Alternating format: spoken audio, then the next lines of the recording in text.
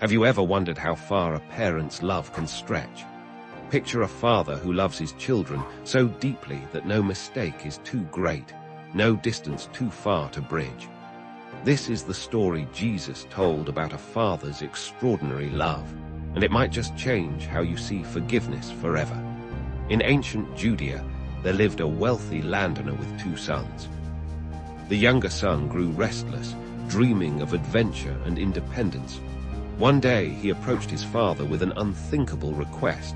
"Father, give me my share of the inheritance now." In that culture, asking for inheritance while the father lived was like saying, "I wish you were dead." Yet the father agreed, dividing his property between his sons. The younger son quickly converted his inheritance into cash and set off for a distant country. With pockets full of money and his heart full of dreams, he dove into a life of excess.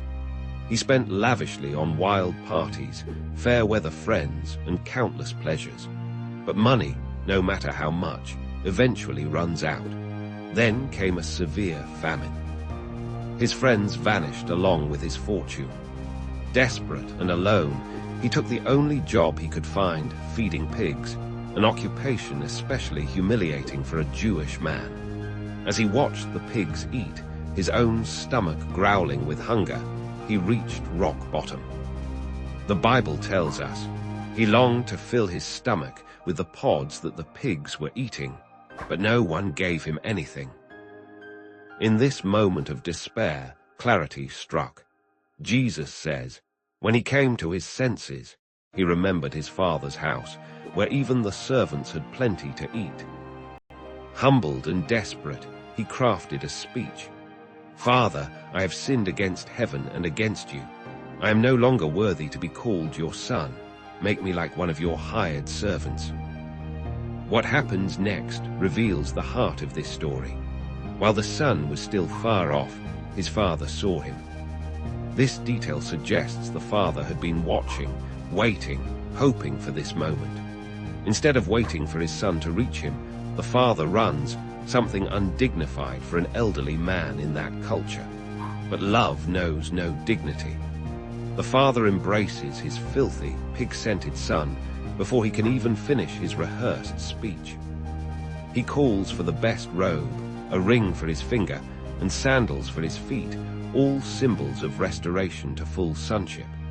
He orders a celebration feast, declaring, "This son of mine was dead and is alive again. He was lost and is found." But the story doesn't end there. The elder son returns from working in the fields to find a party celebrating his wayward brother's return. His reaction reveals another kind of lostness, that of self-righteousness. He refuses to join the celebration, angry that his faithful service never earned such a party. His father pleads with him, saying, "You are always with me, and everything I have is yours." This parable speaks to every heart that has ever strayed, every person who has hit rock bottom, and every soul that struggles with forgiveness. It reveals a father who doesn't just wait for repentance, but runs to meet it. It shows that no one is too lost to be found, too broken to be restored. The story challenges us to see ourselves in both brothers, the one who strayed and the one who stayed, and to recognize that both needed their father's love in different ways. Most importantly, it paints a picture of God's heart toward us. A father who gives us freedom to choose, waits for our return, runs to meet us in our repentance, and celebrates our homecoming with unbridled joy. This timeless tale reminds us that true repentance always finds open arms, that grace is more powerful than guilt, and that love can bridge any distance we create. In a world where relationships often break under the weight of mistakes, this story offers hope that reconciliation is possible and that love can indeed conquer all. Like and subscribe for more inspiring content.